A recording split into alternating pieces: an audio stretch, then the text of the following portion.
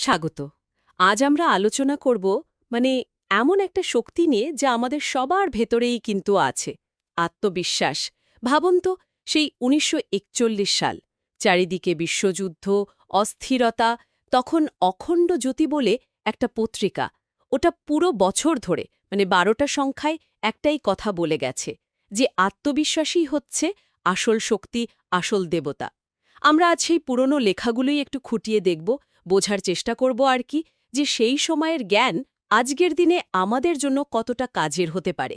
চলুন শুরু করা যাক এই ব্যাপারটা নিয়ে একটু গভীরে যাওয়া। হ্যাঁ, বিষয়টা সত্যি ভাবার মতো।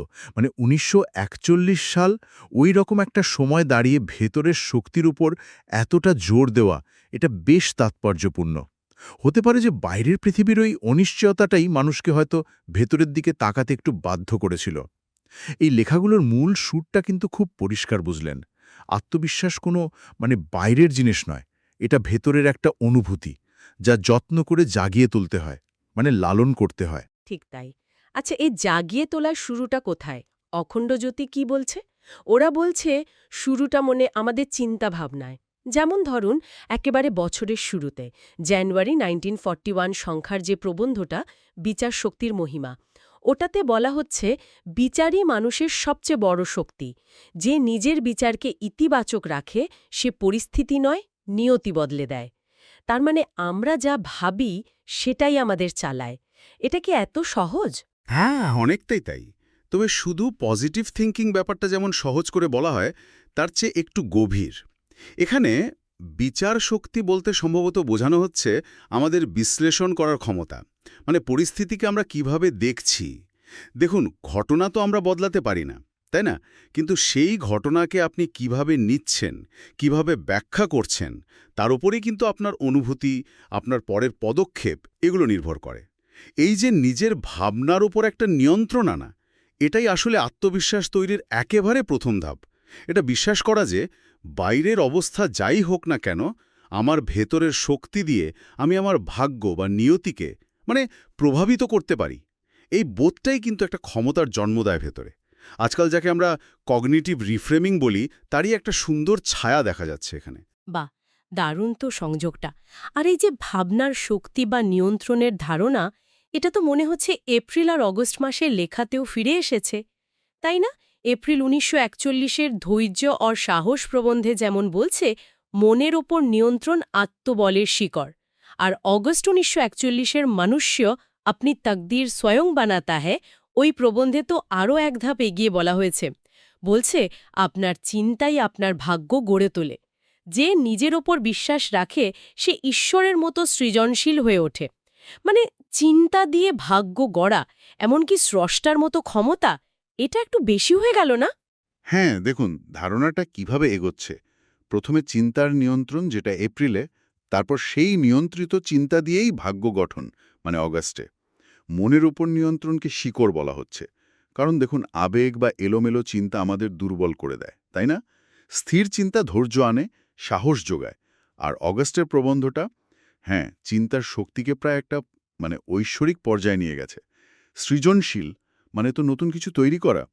এখানে বোঝাতে চাইছে যে আত্মবিশ্বাসী মানুষ পরিস্থিতির দাস হয় না, সে নিজের জীবনের কারিগর হয়ে ওঠে। সে শুধু রিয়্যাক্ট করে না, সে নিজেই পরিস্থিতি তৈরি করতে পারে।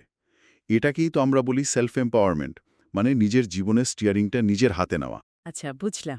তা আত্মবিশ্বাসের ভিতটা হলো আমাদের মন আর চিন্তাকে কন্ট্রোল করার ক্ষমতা। কিন্তু শুধু ভাবলেই তো হবে না, তাই না? কাজও তো করতে হবে। এখানেই মনে হয় ফেব্রুয়ারি আর মার্চ মাসের প্রবন্ধগুলো খুব গুরুত্বপূর্ণ হয়ে উঠছে। ফেব্রুয়ারি ১৯৪১-এর আপনি উপর বিশ্বাস রাখো বলছে, অন্যের উপর নির্ভরতা আত্মবিশ্বাসের মৃত্যু। যে নিজের বিবেকের উপর ভরসা রাখে, সে জীবনের আসল শিল্পী। খুব দামি কথা। পরনির্ভরশীলতা অন্যের উপর ভরসা করা, এটা আমাদের ভেতরের শক্তিকে সত্যি কমিয়ে দেয়। যখন আমরা নিজেরা সিদ্ধান্ত নিতে ভয় পাই বা সবসময় অন্যের মুখের দিকে তাকিয়ে থাকি, তখন আসলে আমরা নিজের ক্ষমতাটাকেই তো অস্বীকার করি। বিবেকের ওপর ভরসা বা ধরুন অন্তরাত্মার ডাক শোনা হচ্ছে নিজের বিচার বুদ্ধিকে সম্মান দেওয়া। আর এই যে আত্মনির্ভরতা, এখান থেকেই আসে দৃঢ় বিশ্বাস। মার্চ 1941-এর সফলতাকার রহস্য প্রবন্ধটা এই ভাবনাটাকেই আরও এগিয়ে নিয়ে যাচ্ছে। সেখানে কি বলছে? বলছে, সফলতা কোনো সংযোগ নয়, এটি আত্মবিশ্বাস এবং নিরন্তর প্রচেষ্টার ফল। এই তো, এটাই। মানে সাফল্য এমনি এমনি আসে না, এর জন্য বিশ্বাস আর চেষ্টা দুটোই দরকার। কিন্তু চেষ্টা করতে গেলে তো ফেলিওরও আসতে পারে, ব্যর্থতা। তখন কি হবে? প্রবন্ধটা বলছে ব্যর্থতা কেবল অভিজ্ঞতা দেয়, সাহস ভাঙে না। এই ভাবনাটা কিন্তু দারুণ, মানে মনটাকে হালকা করে দেয়। অবশ্যই, এখানেই তো দৃষ্টিভঙ্গির পরিবর্তনটা। ব্যর্থতাকে শেষ কথা হিসেবে না দেখা, বরং শেখার একটা ধাপ হিসেবে দেখা। আত্মবিশ্বাস মানে কিন্তু এই নয় যে আমি কখনো হারব না বা ব্যর্থ হব না। আত্মবিশ্বাস মানে হলো ব্যর্থ হলেও আমি আবার উঠে দাঁড়াতে পারব, কারণ আমি জানি ব্যর্থতা মানে অভিজ্ঞতার ঝুলিটা ভরল, সাহসের ভাণ্ডার কিন্তু কমেনি। এই যে বিশ্বাস আর কর্মের একটা মেলবন্ধন, আর তার সাথে ব্যর্থতাকে গ্রহণ করার সাহস, এটাই আত্মবিশ্বাসের সঙ্গে এগিয়ে চলার পথটা তৈরি করে দেয়। এর নিজের ওপর ভরসা রাখা, চেষ্টা করা। এর আরেকটা দিক কি? পুরুষার্থ। মানে যেটা জুলাই 1941-এ লেখাটায় আছে, জীবন কা পুরুষার্থ। ওখানে বলা হয়েছে আত্মবিশ্বাস ভেতরের ঘুমন্ত শক্তিকে জাগিয়ে তোলে। যে ব্যক্তি নিজের পুরুষার্থে বিশ্বাস করে, সে নিজের ভাগ্যে নির্মাতা হয়। এই পুরুষার্থ ব্যাপারটা আসলে কি, একটু খুলে বলবেন? পুরুষার্থ মানে হল, সহজ কথায়, নিজের উদ্যোগ, নিজের চেষ্টা, নিজের কর্মশক্তি। যখন আমরা ভাগ্যের দোহাই না দিয়ে বা ধরুন অন্যের ওপর নির্ভর না করে নিজের চেষ্টায় কিছু করার জন্য উদ্যোগ নিই, তখনই আমাদের ভেতরের যে ঘুমন্ত পোটেনশিয়ালগুলো আছে, সম্ভাবনা, সেগুলো জাগতে শুরু করে। নিজের পুরুষার্থে বিশ্বাস করা মানে নিজের কাজ করার ক্ষমতার ওপর বিশ্বাস রাখা। আর এই বিশ্বাসটাই মানুষকে তার নিজের ভাগ্যের নির্মাতা করে তোলে। এটা আসলে কর্মবাদেরই একটা প্রতিধ্বনি, তাই না? যে আমাদের কর্মই আমাদের ভবিষ্যৎ গড়ে। বোঝা গেল। তাহলে প্রথমে মনের নিয়ন্ত্রণ, তারপর আত্মনির্ভর হয়ে কাজে নামা। কিন্তু এই আত্মবিশ্বাসটাকে ধরে রাখব কিভাবে? কারণ অনেক সময় তো উৎসাহ হারিয়ে যায় বা জীবনের ওঠানামায় বিশ্বাসটা কেমন টলে যায়। ঠিক এই পয়েন্টে আসে চর্চা বা সাধনার ধারণাটা। জুন 1941-এর সাধনা और আত্মবল প্রবন্ধে কি বলছে? বলছে, আত্মবিশ্বাস জন্মগত বরদান নয়, এটি নিরন্তর সাধনার ফল। এই সাধনা শব্দটা এখানে খুব ইম্পর্ট্যান্ট। এর মানে হল নিয়মিত অনুশীলন, রেয়াজ করা, চর্চা করা। যেমন ধরুন, একজন গান বাজনা করেন যিনি, তিনি রোজ রেয়াজ করেন, গলা সাধেন। ঠিক তেমন করেই আত্মবিশ্বাসকে টিকিয়ে রাখতে হলে ওই যে ইতিবাচক চিন্তা, মানসিক সংযম, সাহস, এগুলোর নিয়মিত চর্চা চালিয়ে যেতে হয়। এটা কিন্তু আপনা আপনি আসে না, এটা অর্জন করতে হয়। তার মানে আত্মবিশ্বাস কি একটা মাসল বা মাংসপেশির মতো? যত চর্চা করব তত শক্তিশালী হবে? বাহ, চমৎকার তুলনা। ঠিক তাই। আর এই সাধনার জন্য দরকার নিশ্চয় বা দৃঢ় সংকল্প, যেটা ওই জুন মাসের প্রবন্ধেই বলা হয়েছে যে নিশ্চয় সংকল্প করে সেই বিজয়ী হয়। নিশ্চয় মানে হলো মনের জোর, একটা স্থির প্রতিজ্ঞা। এই সংকল্পটাই আমাদের ওই চর্চাটা চালিয়ে যেতে সাহায্য করে। মে 1941-এর আপনি সামর্থ্য পৌঁছানো প্রবন্ধেও একই সুর কিন্তু। নিজের ক্ষমতাকে চিনে নিয়ে উৎসাহতা ধরে রাখতে হবে। কারণ কি, নিরাশা দুর্বলতার লক্ষণ, উৎসাহ এবং আত্মবিশ্বাস একসাথে সব অন্ধকারকে আলোয় পরিণত করে। আচ্ছা, আর যখন জীবনের কঠিন পরীক্ষাগুলো আসে, মানে চ্যালেঞ্জ, যেমন অক্টোবর 1941-এর জীবন কি পরীক্ষা প্রবন্ধে যেমন বলা হচ্ছে, তখন কিভাবে স্থির থাকব, অবিচল? ওই প্রবন্ধেই খুব সুন্দর একটা উপমা ব্যবহার করা হয়েছে। বলছে, সাহস এবং সংযম আত্মবলের দুটি ডানা। মানে দেখুন, শুধু উদ্দাম সাহস থাকলেই হবে না, আবার শুধু গুটিয়ে থাকা সংযমও হলে চলবে না। দুটোকে ব্যালেন্স করে প্রয়োজন। জীবনে পরীক্ষা বা চ্যালেঞ্জ তো আসবেই, কিন্তু সেগুলোকে ভয় না পেয়ে নিজের আত্মশক্তিকে পরীক্ষা করার একটা সুযোগ হিসেবে দেখতে হবে।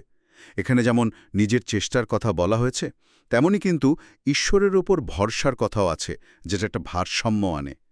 আর সেপ্টেম্বর 1941-এর অবিচল মনুষ্য প্রবন্ধ যেমন বলছে, আত্মবিশ্বাসের শিকড় গভীর হয়। যে পরিস্থিতিতেও অবিচল থাকে সেই আসল সাধক। এই যে স্থির থাকা, অবিচল থাকা, এটাই কিন্তু গভীর আত্মবিশ্বাসের লক্ষণ, যা দীর্ঘদিনের সাধনার ফল। এই অবিচল থাকা, নিজের ওপর নির্ভর করা, এটাই কি তাহলে নভেম্বরের প্রবন্ধের মূল কথাটা? জীবন মে সংঘর্ষ, যেখানে বলছে आत्मनिर्भर व्यक्ति सबसे आत्मविश्वासी হয় संघर्षी आत्मबल की प्रयोगशाला है। একেবারে স্বাবলম্বন বা আত্মনির্ভরতা এটা আত্মবিশ্বাসের একেবারে শিখরে পৌঁছে দেয়। যখন আমি জানি যে আমি নিজের পায়ে দাঁড়াতে পারি, তখন ভরসাটা ভেতর থেকে আসে, বাইরের থেকে নয়। আর জীবনের সংঘর্ষ বা চ্যালেঞ্জগুলো হলো সেই আগুনের মতো, যা আমাদের খাঁটি করে তোলে, আমাদের ভেতরের শক্তিটাকে পরীক্ষা করে নেয়। যে এই পরীক্ষায় পাশ করে সে শুধু নিজের পথপ্রদর্শক হয় না, সে অন্যদেরও পথ দেখাতে পারে। তাই অন্যের উপর নির্ভরতা কাটিয়ে ওঠাটা আত্মবিশ্বাস অর্জনের জন্য একটা খুবই জরুরি ধাপ। তার মানে পুরো বছর ধরে তাইলে মন, কর্ম আর এই অবিচল থাকার যে সাধনা, এই নিয়েই কথা বলা হয়েছে। আর শেষে এসে ডিসেম্বর 1941-এ নবজীবন শুরুয়াত প্রবন্ধে এসে সবটা যেন এক জায়গায় মিলে যাচ্ছে। নতুন বছর আসার আগে নিজের ভেতরের জ্যোতিকে আবার প্রজ্বলিত করুন।